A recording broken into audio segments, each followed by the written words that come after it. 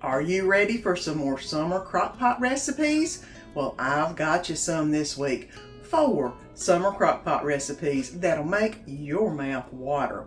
Hey friends, my name's Susan and welcome to my home.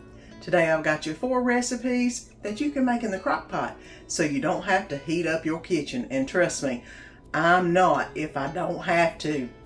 Let's get these ponytails up and let's get to making some summer crock pot meals.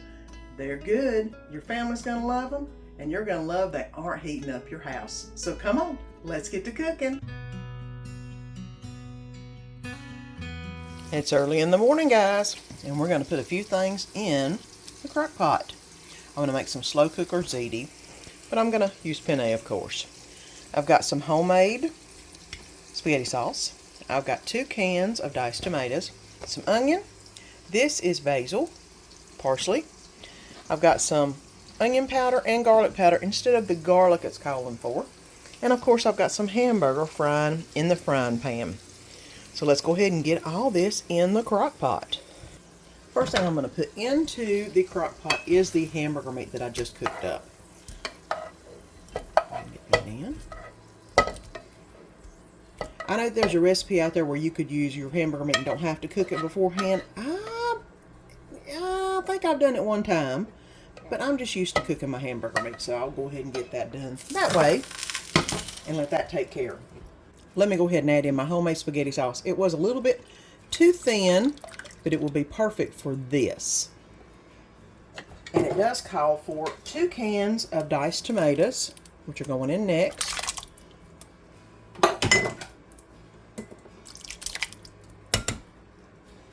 And it does call for a little bit of parsley. So 1 teaspoon, so I'm just going to pour a little bit in.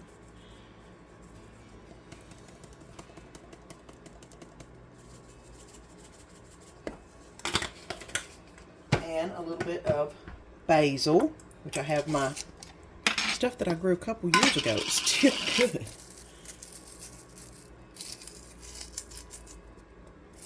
There we go. Still very fragrant in my little can I keep it in, which is awesome. It calls for minced garlic. I'm going to go ahead and just add in some garlic powder. About a teaspoon. And some onion powder. About a teaspoon. And I can always add more spices if I need to once I get back home and taste the end product.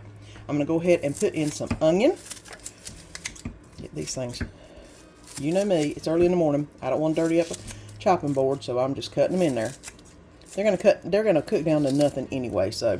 And it does say that you can add this in while you're cooking your meat or add it into the crock pot. And I'm going to add it into the crock pot because we love onion. It calls for a whole onion. This is probably a good half an onion or a little more than half an onion. So that's going in. There we go. Now I'm going to stir everything real quick. Alright, and this is going to cook down all day while I'm at work on low. And then when we come home, we'll get the rest of it put in the crock pot. And I came home from work, and this is what I came home to. Look at that goodness. Let's get a few things added into it so we can make it truly a crock pot meal. I've had it on low all day. I've now turned it up too high. I'm going to add in, it said about 4 cups of noodles, which is what I'm looking at. Putting those on top. And 2.5 cups of my own chicken broth that I make. All right, that looks really good. Now this will stay on high for, it said 30 minutes, no, about an hour. Turn it on high, put the lid on it, let it cook for about an hour, and then you've got the perfect meal. All you gotta do is add the cheese of your choice. So let's put the lid on and let's let it cook. And I'll bring you back when it gets done. And after about an hour, look at that perfect pasta. Let me go ahead and get all this on a plate. And then it'll be time to eat. This was so simple. I mean, you come home, add your pasta, go clean your house or do a little things around the house, and then you've got a complete meal waiting for you in the crock pot. So good. When you're running behind in the morning and you need to put something quick in the crock pot, there's nothing better than some quick chicken that you can make into a great barbecue chicken sandwich. I'm going to add some chicken breast and this sweet and spicy Baby Ray's barbecue sauce. We tried it, we loved it, and it doesn't take but a second to put it in the crock pot. There is a recipe where you can use regular Sweet Baby Ray's. I am using the sweet and spicy just because it's got all the sweet, it's got all the spicy. I don't think I'll need to add anything to it, and I'm using up what little bits of chicken I have in my freezer bag right here. You just put it in, it's completely frozen. This will make fluid or water as it cooks, and I'm going to go ahead and dump in this whole bottle of Baby Ray's into the mix. You want to make sure that you try to get the bottom of the pan as much as possible with this. Not that I think it would burn, because it's not gonna, because I've never had it burn. Because once this starts to defrost, it'll make a lot of fluid. Okay, that looks pretty good. I think I've got about all of it out of there. Now you just turn this on low. I'm going to cover it, and then I'll show you what it looks like whenever I come back from work, because this will be amazing. And I came home from work, and this is what I found. The next thing I'm going to do is get my meat masher and get down here and separate up the chicken, because we want the chicken to get into all of that wonderful juices before we put it on the sandwich. And this is, to me, the best way to do it. It's just real simple and easy. Get all of it divided up real quick, and nice and juicy. Let me let this set for just a minute, then it's time to make a sandwich. And this is the kind of meal you can make whenever you don't have very much time for prep and need something quick when you get home.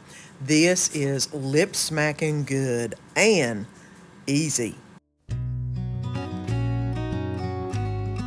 Let's get going with some quick slow cooker Rotel pasta. Now you could go ahead and brown the hamburger up, put it in the crock pot along with the Rotel, and let it cook all day on low. Or I cooked this up this morning and I popped it back in the fridge, and I was like, okay, we're going to make it all whenever I get home, because it's only a recipe where you keep it in the crock pot for like 2 hours on low, so I can do it an hour on high and it'll be all good. So let me go ahead and go over the ingredients that I have right here. Pound of hamburger meat that I have already browned. I've got, 16 ounces of the Velveeta cheese, or the Velveeta type cheese. Can of Rotel. I've got some minced garlic, some sharp cheddar cheese. I'm also going to need to add a little bit of milk and a little bit of pepper into the mix. And onion. About forgot the onion. And this is all we need for this recipe. So let's get everything into the crock pot. And of course, the first thing I'm going to add in is the hamburger meat that's already been browned and drained. Well, browned and drained. That's going in. Let me go ahead and get it divided out a little bit.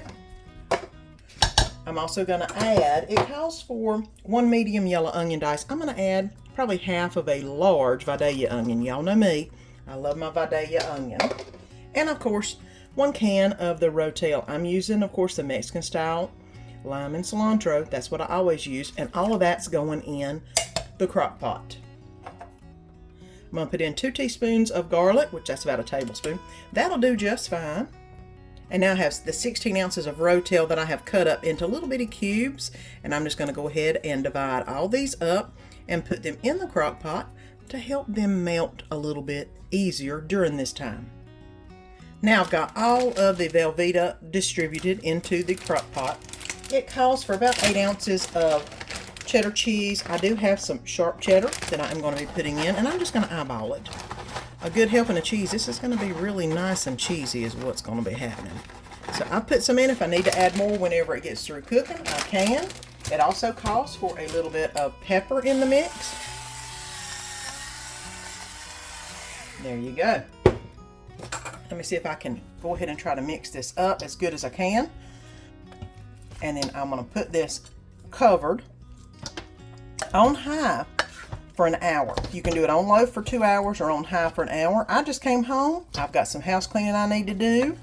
And this is going to be great getting all warmed up in the crock pot while I'm doing my housework. So let's go ahead and put the lid on, and I'll see you back in about an hour. And it's been an hour and a half. I have stirred it a few times, but look at this. Guys, it smells so good. Unreal. Now, I did do this on high for an hour and a half. And as you can see, that cheese is going to be a little hard to clean off. I should have got one of those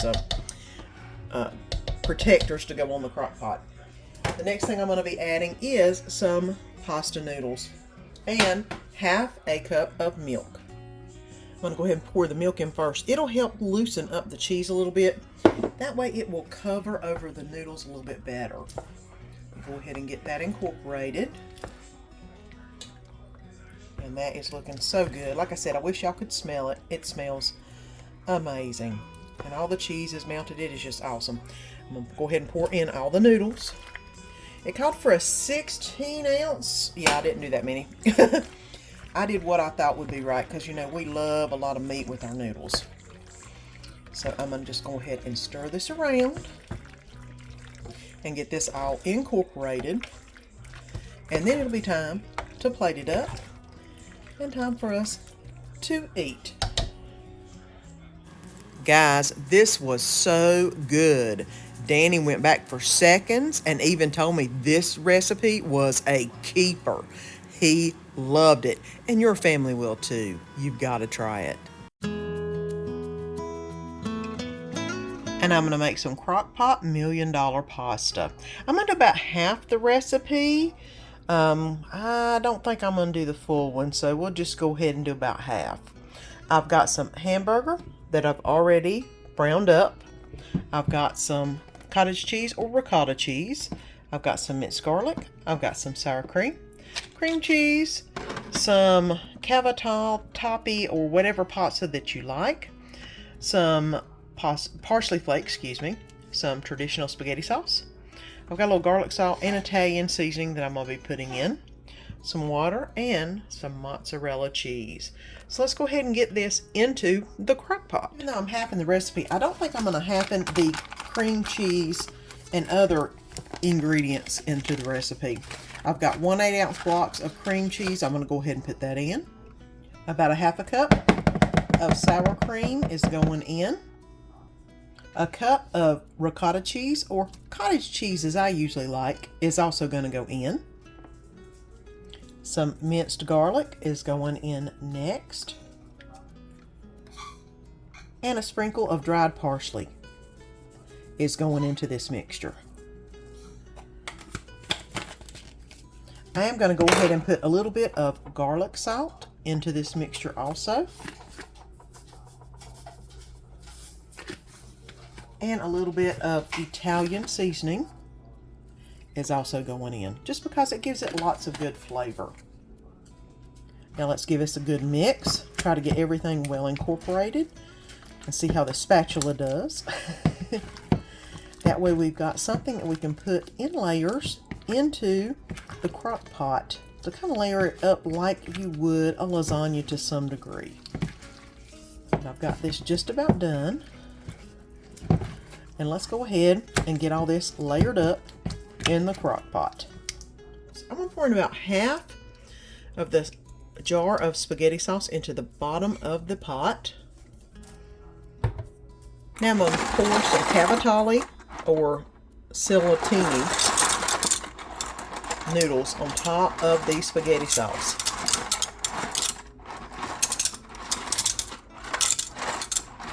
It says you can use the full 16 ounces. I'm just going to pour it to where it covers it, because you know that's going to enlarge whenever it gets wet. Let me make sure that everything is nicely covered. There we go. Now I'm going to pour half or 12 ounces of water in that one. The next thing I layered on was the hamburger meat. My camera wasn't exactly doing what I wanted it to do for the next little bit, so I'll tell you how I did the rest of the recipe. I went ahead and layered on the cream cheese mixture, and then the other half of the spaghetti sauce went on top. And I'm going to go ahead and spread that out just a little bit. All right. Now I'm going to add in more of the pasta on top of this. until there's a nice little layer. I'm not big on too much pasta. Y'all know I do it occasionally and don't really mean to put as much as I need. Okay, now that looks really good. The next thing is going to be the meat is going in, which is the last of the hamburger meat. There we go. All right. I am going to go ahead and add another 12 ounces of water on top of this. The water is what's going to cook the pasta. So you want to make sure that your pasta is down below the water, which it looks like everything is looking really good on that end. I think I'm going to go ahead and add a little bit more garlic salt on the top, just because that's me. I love me some garlic salt. And a little bit more Italian seasoning on top, just because that's what I like. All right. Now I'm going to go ahead and put this on high. For the pasta, you need at least 1 hour, but that needs to be 1 hour where it's really nice and hot.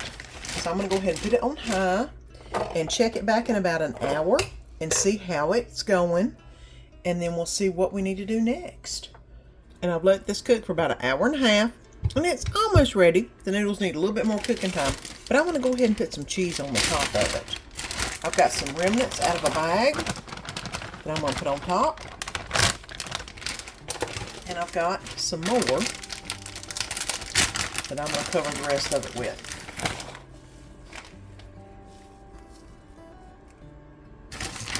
And then I'm going to give it about 30 more minutes to cook. Like I said, it's been going about an hour and a half. And it's on high. So I'm going to give it about 30 more minutes. So that way that cheese will melt down real pretty.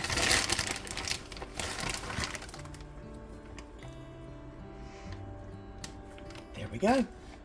Let me cover it up, put it on high for another 30, and then we'll see if we're ready to eat when I come back. And I gave it an extra 30 minutes, and here's what it looks like. So let's go ahead and get this on a plate with a little garlic toast, and it'll be time to eat. And $1 Million describes this very well. This was so good. Almost like lasagna. That amazing flavor that we all love, and your family will too.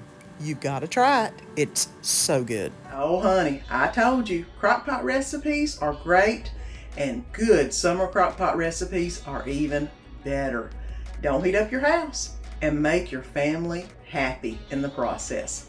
And if you haven't already, press that little button down below and subscribe. Don't forget to press the little bell and the all notification. That way, you'll get a notification each time I put a video up. And until next time, see you then.